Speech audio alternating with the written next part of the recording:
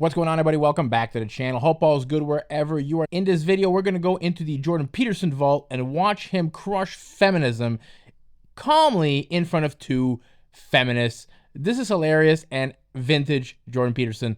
Let's get into it. I'll catch you all on the back end. One of our guests of the day, the other one today, is a man you may recognise, or maybe you don't. Jordan Peterson has achieved that rare feat, becoming a global superstar academic. So how did he become so well known? He first came to national prominence in Canada in 2016 in a debate about new laws on gender identity. Bill C-16 made it an offence to refuse to call someone by their chosen gender pronoun. Jordan Peterson argued that this would infringe free speech, while some supporters of the bill said he was advocating prejudice. From there, his YouTube star took off, and he has now over 1 million subscribers. And his videos, where he talks everything from identity politics, which we've touched on, to the Bible, to Disney movies, have been viewed over 150 million times. Gosh, that's about the same number of viewers we have on this programme. Last year, he supported ex-Google employee James Damore, who had been fired for suggesting men and women have different interests due to biological differences. And his latest book, 12 Rules for Life, has taken him on a global tour promoting his ideas, and just this week he sold out the 1,000-seater Emmanuel Centre around the corner here in Westminster. So Jordan, you've done endless interviews, you've been publicising your book, and they've generated plenty of heated debate. No, I actually sold out the Apollo. It had 5,000 seats. All right, stop boasting. Do you think, though, because of the heat that has been generated, that your views have been misrepresented at times? Oh, definitely, but that's, that's part and parcel of the process. I did take a very forceful stance, let's say, against some of the excesses of the radical left-wingers, and it's in their best interest to paint me as somehow a figure of the extreme right, because then I don't have to be contended with. But, I mean, it's easy for people's views to be oversimplified in a very large public debate. I mean, in terms of some of the issues, I mean, you say you've been painted as an extreme right-winger. No, some people have tried that. Not very successfully, but they've tried it. And you came to prominence in part over your opposition to this law that we just talked about in Canada, proposing the use of preferred pronouns for transgender people. Just for clarity. Mandating them. Yeah. Right. Saying that you should do it. No, but, that you had to do it. Right, you had to do it by law. But just for clarity, do you think a trans woman is a real woman? I don't really like the way those questions are formulated. I don't know what that means. What do you mean a real woman? Well, I'm asking you, in your mind, it depends what you think a real woman is, but do you think a trans woman is a woman? No. Why not? Because I think that women are capable, generally speaking, of having babies, and they have female genitalia, and they have an XX chromosome, and I think the biological markers are relevant. It doesn't necessarily mean that I don't think that people should be treated with respect and dignity if they happen not to fit easily into a gender category. That's a different issue. Right. But it's a matter of definition. And I actually think it's a foolish argument in some sense. Because what do you mean by real? Well, I mean, you've just clarified that, though. You don't think that a trans woman is a woman. And do you think that that is what is behind or explains your opposition to this idea of a law mandating you to use a preferred pronoun, is because you don't actually believe that that's the truth, that a trans woman is a woman, and therefore you can't use that pronoun? No, that's not my argument at all. Really?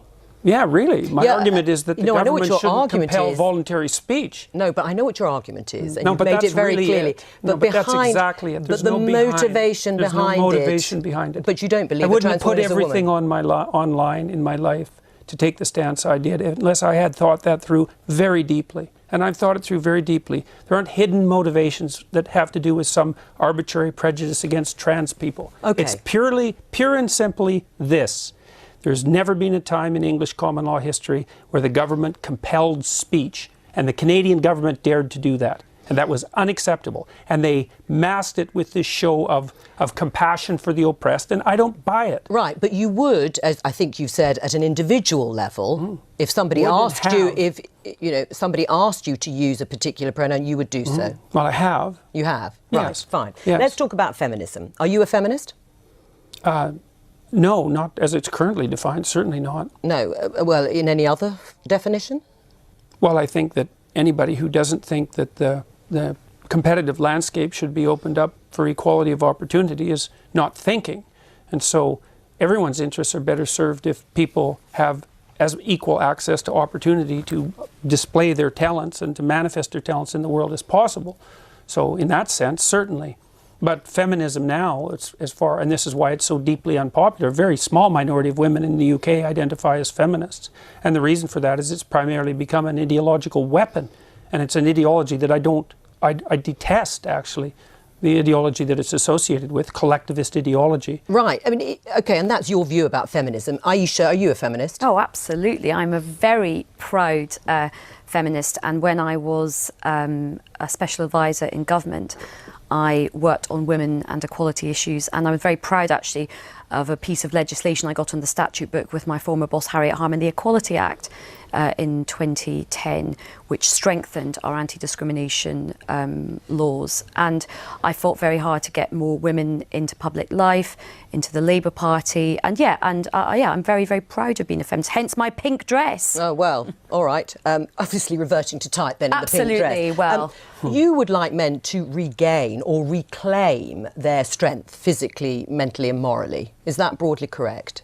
I would say morally, fundamentally, but I think the other things go along with that. Right, and if that But it isn't men precisely who I'm speaking to. It's people. I'm a clinical psychologist. I'm actually interested in individuals, and I'm interested in their fortification against tragedy. You know, every time I do an interview, the interview is always political. It's always political. Well, the clue is in the title of this programme. We are the Daily Politics. No, fair enough. No, look, fair enough. And I'm not casting aspersions at this programme, but the fundamental news that's important about what I'm doing isn't the political element. And the people who talk to me don't talk politically. They say they've watched my lectures. But part of it is that I think for a lot of people the kind of personal does become the political. Or the political becomes the personal. Yeah, and I think in terms of in this situation, a lot of people are wrong, because primarily what's happening is people are watching my lectures, and as a consequence, their lives are improving dramatically. Oh, I'm sure they are. I'm sure people are have had a huge conversion after, and they're much happier once they've been. It's not a conversion. But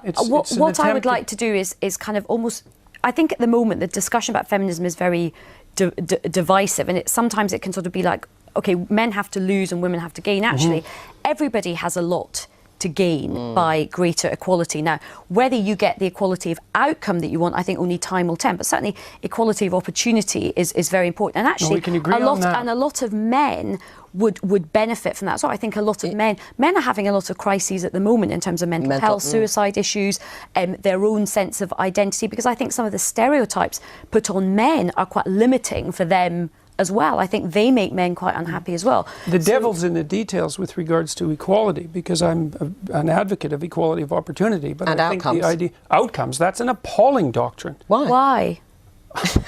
All right. Well, because you have to produce an unbelievably potent bureaucracy to make the ever greater and ever finer distinctions that are necessary to enforce equality of outcome. How many group differences are you going to equalize across?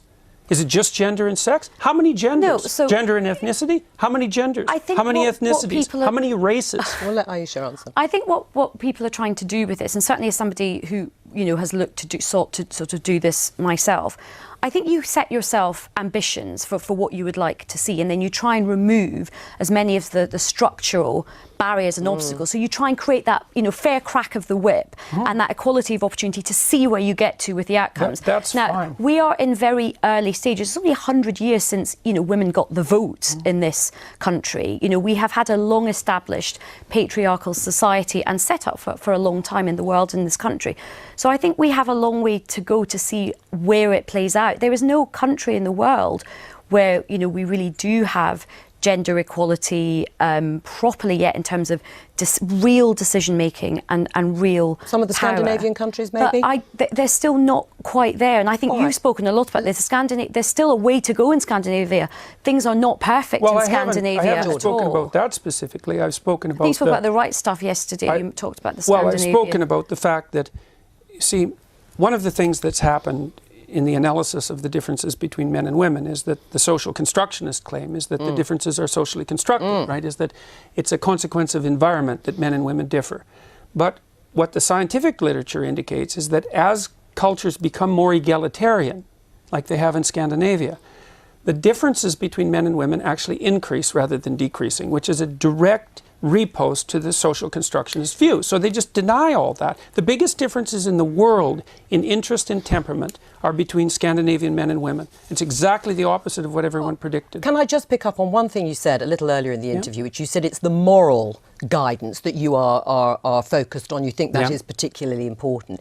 How do you square that with the behaviour of perhaps arguably, you know, a prominent alpha male president of the United States, Donald Trump, when his behaviour, I mean, he is accused of having an affair with a porn star when his wife was pregnant. How does that fit with morally reclaiming? Well, I would say that was rather clearly immoral. Right. Yeah, but you would still, not to be a target for emulation. But you still would have voted for him over Hillary Clinton as an identity politics. I mean, it's just how none do of that you was on the table, and I said I might have voted for him on a whim. That's all. But you also did say you started out feeling quite close to Hillary Clinton. Can I just come on the very quickly, because we've got to move on. In a way, I don't care what Trump does in terms of his private life, but what I don't have is him stopping or potentially stopping other women having agency over their reproductive rights, and lots of men taking those decisions. It's all about where the moral outrage lies, and what's more morally outrageous in people's eyes. Is it his behaviour or the identity politics for you on the... Anyway, we'll have to discuss this another time. Jordan Peterson respectfully corrected these ladies' false beliefs by employing facts and logic and research and data. These women are the definition of not listening. They hear him, but they don't listen. The reason he became so popular is because he came at a time, and look, Jordan Peterson is brilliant. I think he's one of the best minds of our time. But he rose to prominence at a time where the world was going mad, and he was saying what a lot of us were thinking, but just very eloquently and calmly. Just dismantling these wokies. Feminists of today, they want to be equal, but they don't want to have to ever fight to die to defend a country. Men are the ones that build and maintain all the infrastructure. 90% of all infrastructure jobs today are done by men. The computer I'm working on, the microphone I'm talking to all of you in, is maintained by men. The STEM's jobs are still 80% men or more. If you look at the jobs that women had like 20 years ago, 1924, they're almost all the same as the jobs they have today. Women have had 100 years to do whatever they want, and they still choose the same jobs, which is what Jordan Peterson tries to point out all the time, is that you should have equality of opportunity, but you cannot force outcome because men and women will choose different jobs. The 20 jobs that women had 100 years ago, other than switching like farm labor for HR work, they're the same jobs that they have today. Nurses, secretaries, daycares, early childhood education, administrative assistant, retail workers. Now, they do really well in medicine, but what these feminists here on this panel are talking about, they're talking about the C-suites, right? They're talking about the CEO jobs. And let's face it, CEO jobs for big corporations, they're hard to get. And they're going to have to compete with mostly men. Men are willing to sacrifice their lives for, a career more than women are. That's why it's mostly men in those jobs. Feminists of today is no difference than, the racial ideologues or the gender ideologues. We've gotten to the point that everybody is equal, right? There's nothing that men can do that women can't do. If anything, I would argue that women have more rights than men today. There's nothing that white people can do that black people can't do. There's nothing that straight man can do that a gay man can't do work-wise. But we're at a point right now in this culture war that because there was injustices in the past, these people, these feminists, the race baiter, the gender ideologues, because there was injustices done in the past, and I'm not saying that there were not, and I definitely don't want to go back to a time where, women didn't have the rights that they have today. That's not what I'm advocating, but they want to create injustices today. It's more like revenge than equality. It's like, well, bad things were done to women in the past, so now we have to shit on men. We have to put men down a bit. Bad things were done to black people by white people in the past, so now today we have to shit on white people. You notice you can be racist towards white people and nobody says anything, but God forbid you'd be racist to the preferred class of society. It's the same way it's accepted by the mainstream for women to shit on men, but you cannot say anything about women. We should have equality across the board. I'm all for that. Everything should be merit-based, and you should get your opportunities and your result based on your work. And she also mentioned here, about Trump and Roe v. Wade. And listen, ladies, make good decisions. We have birth control. How many forms of birth control are there now? I can't even count. Make better choices. If you don't want to get pregnant, and I'll say the same for men, right? Use protection. You don't want to be on the hook for child support with a girl you barely like or barely know, wear a condom. Or just make better choices. Don't just sleep around. Don't be, busting inside the sugar walls of someone you barely know. Same with women. Don't let someone bust inside the sugar walls if you are not ready to have a child with this person. All our actions have consequences, men and women. But modern feminists today, they complain and complain, but really they have more rights than men when it comes to divorce court and paternity court. And you look at modern women, what has feminism done for them? 1 out of 3 women in America has an abortion. 1 out of 4 women has an STD right now. The birth rate has fallen. 90% of women are on birth control because they sleep around so much. That's modern feminism for you. Anyways, hope you all enjoyed this video. If you did, please smash that thumbs up button. Consider subscribing to the channel. Help it grow. I'll catch you all in the next video. Peace out, everybody.